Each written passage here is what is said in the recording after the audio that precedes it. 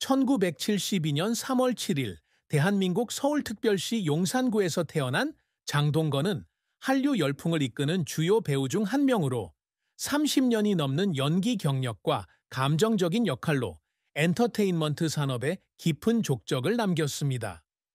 53세의 그는 영화 배우일 뿐만 아니라 인내와 재능, 연민의 상징이기도 합니다. 하지만 이러한 화려한 모습 뒤에는 깊은 슬픔과 혹독한 시련, 그리고 팬들의 가슴을 아프게 하는 슬픈 결말이 있습니다.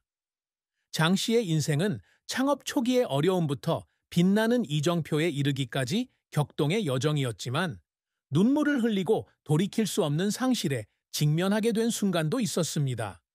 장동건의 인생에서 가장 큰 슬픔은 아마도 어린 시절부터 겪었던 건강 문제일 것입니다.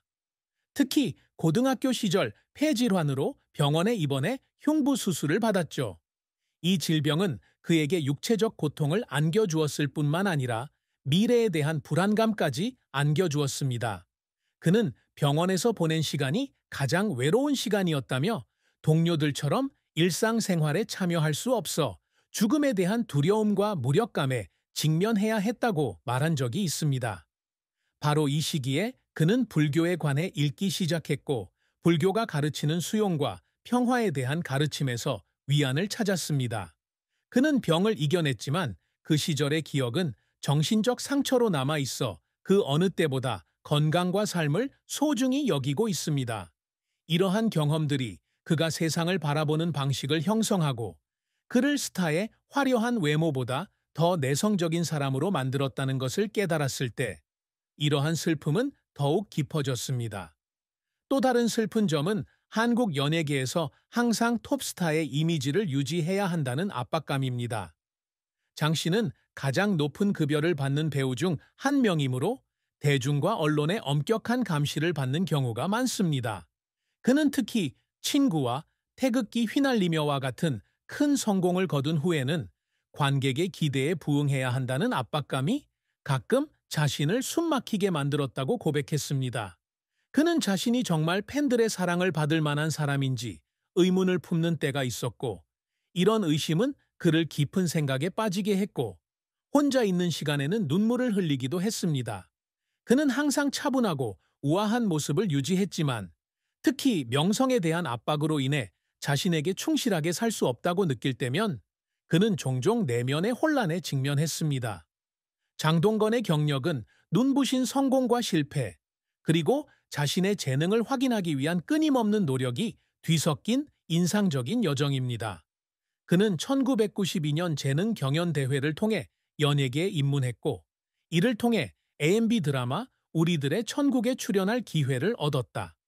일찜의 마지막 승부 등의 영화에서 초기 배역을 맡으면서 그는 스스로를 확립하는 데 도움이 되었으며 특히 마지막 승부에서 심은하와 함께 출연하여 제30회 백상예술대상에서 신인나무상을 수상했습니다. 1990년대 후반 그는 뛰어난 외모뿐만 아니라 자연스럽고 카리스마 넘치는 연기력으로 한국에서 가장 사랑받는 젊은 스타 중 한 명이 되었습니다. 그의 첫 영화인 1997년작 패배자는 김희선과 공동 주연을 맡았으며 이를 통해 그는 텔레비전에서 빅스크린으로 옮겨가 영화 스타로서의 길을 닦는 전환점을 마련했습니다. 장근석의 경력에서 가장 큰 하이라이트는 2001년 영화 프렌드에서의 연기였는데 이 영화는 암흑가의 우정과 배신을 다룬 작품이다. 이 영화는 쉬리의 흥행 기록을 깨고 당시 한국 영화 중 가장 높은 수익을 올린 영화가 되었으며 800만 장 이상의 티켓이 판매되었습니다. 부산 출신 갱스터 역을 맡아 아시아 태평양 영화제에서 나무주연상을 수상했고 한국 영화의 아이콘으로 떠올랐습니다. 2004년에는 한국전쟁을 배경으로 한 두 형제에 대한 서사시 영화인 태극기 휘날리며 자신의 입지를 더욱 굳건히 했습니다. 이 영화는 다시 한번 프렌즈의 흥행 기록을 경신하여 11만 장 이상의 티켓을 판매했고 그는 제25회 청룡영화상에서 나무주연상을 수상했습니다. 이 역할은 관객들에게 사랑받았을 뿐만 아니라 깊고 진실한 감정을 표현하는 능력으로 비평가들로부터도 높은 찬사를 받았습니다. 장은 끊임없이 국제적인 프로젝트에 도전하고 있다.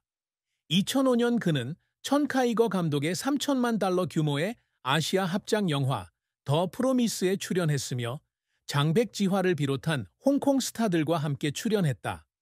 이 영화는 예상했던 만큼 흥행에 성공하지는 못했지만 국제 시장에서 그의 이름을 알리는 데 도움이 되었다. 그는 2010년 케이트 보스워스와 제프리 러시가 함께 출연한 워리어스 웨이, 2012년 프랑스 소설을 원작으로 한 중국판 위험한 관계에서 장쯔이와 장백지화가 함께 출연하는 등 할리우드 작품에 계속 출연했습니다. 이러한 프로젝트는 한국의 국경을 넘어 자신의 이름을 알리고자 하는 그의 야망을 보여주는 동시에 아시아의 주요 배우 중 한 명으로서의 그의 입지를 확고히 하려는 것입니다. 하지만 장 씨의 경력은 항상 순탄치만은 않았다. 그의 프로젝트 중 일부는 기대했던 성공을 거두지 못했습니다. 예를 들어 2005년의 대작 액션 영화 타이푼은 관객과 비평가로부터 평범한 평가를 받았습니다. 그는 영화가 기대에 부응하지 못한 것에 큰 충격을 받았으며 연기에 대한 자신의 접근 방식을 다시 생각하게 되었다고 말한 적이 있다. 또 다른 실패작은 정유정 작가의 소설을 원작으로 한 심리 스릴러 영화 7년의 밤 2018이다. 높은 기대에도 불구하고 영화는 많은 관객을 끌어들이는 데 실패했고 많은 노력을 들인 만큼 실망감을 안겨주었다. 이런 순간들은 그를 울게 했는데 실패 때문만이 아니라 관객과 자신의 기대에 부응하지 못했다는 느낌 때문에도 울었습니다. 실패를 극복하려는 노력은 장 씨의 경력에서 없어서는 안 될 부분이다. 그는 2014년 영화 No Tears for the Dead에서의 역할을 준비하기 위해 한국계 미국인 암살자로 변신하기 위해 엄격한 신체적, 정신적 훈련을 받았다고 말한 적이 있습니다.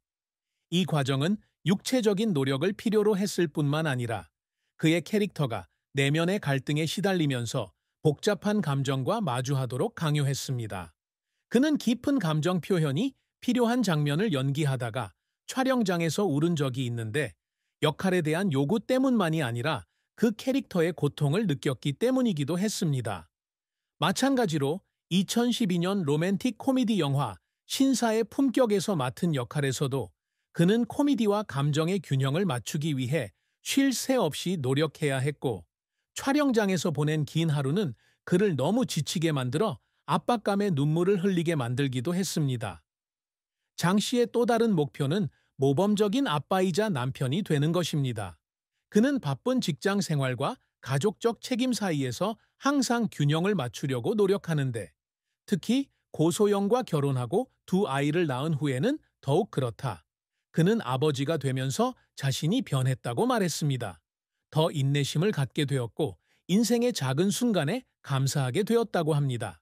그는 또한 할리우드 리포터와의 인터뷰에서 말했듯이 자신의 아이들이 보고 자랑스러워할 수 있는 프로젝트에 참여하기를 열망합니다. 2019년 워리어스 웨이, 아스달 연대기 등의 드라마에 출연한 것은 자신에게 도전하는 동시에 자녀들이 자랑스러워할 만한 커리어를 쌓을 수 있는 방법이었습니다. 사랑과 결혼은 장동건의 삶에서 중요한 부분으로 그에게 기쁨과 어려움을 동시에 안겨주었습니다. 그는 2010년 5월 2일 서울 신라호텔에서 여배우 고소영과 결혼했으며 언론과 팬들의 관심을 끌었던 호화로운 결혼식을 올렸다. 두 사람의 관계는 1999년 영화 러브 윈드 러브송에 공동 출연하면서 시작되었지만 공식적으로 사귀기 시작한 것은 2007년이 되어서였다. 두 사람의 열애설은 이전에도 여러 차례 제기됐지만 장자연이 2009년 11월 열애 사실을 공개하기 전까지는 두 사람 모두 이를 부인했다. 장자연은 사생활에 대해 비밀을 중시하는 사람으로 알려져 있었기 때문에 이번 사건은 대중에게 놀라운 일이었다. 부부는 2010년 10월 4일에 첫째 아들 장민준 군을, 2014년 2월 25일에 둘째 딸을 낳았습니다. 이들의 결혼 생활은 한국 연예계에서 가장 아름다운 결혼 생활 중 하나로 여겨지며 종종 할리우드의 브란젤리나 커플과 비교됩니다. 그러나 이 결혼 생활에는 어려움이 없었던 것은 아니다. 장 씨의 가장 큰 고민 중 하나는 대중의 눈에 완벽한 커플의 이미지를 유지해야 한다는 압박감이다. 그는 한때 코리안 브란젤리나라는 별명이 영광이면서도 부담스럽다고 말한 적이 있다. 두 사람 모두 언론의 끊임없는 비판에 직면해야 했기 때문이다. 그와 고소영은 항상 서로를 지지하려고 노력했지만 결혼 생활에서 불완전한 순간을 숨기는 데 지칠 때도 있었습니다. 또 다른 슬픔은 가족을 잃은 것이었는데 그는 비밀리에 그 사실을 언급했지만 그로 인해 상실감에 직면하게 되었습니다. 그는 자세한 내용은 밝히지 않았지만 이러한 상실을 통해 사랑하는 사람을 소중히 여기는 것의 중요성을 깨달았고 이를 통해 고소영과 그의 아이들과 더욱 가까워졌다고 말했습니다. 장동건의 순자산은 2024년 기준으로 약 1,500만 달러로 추산되는데 이는 주로 연기 활동과 광고 계약에서 비롯된 것입니다.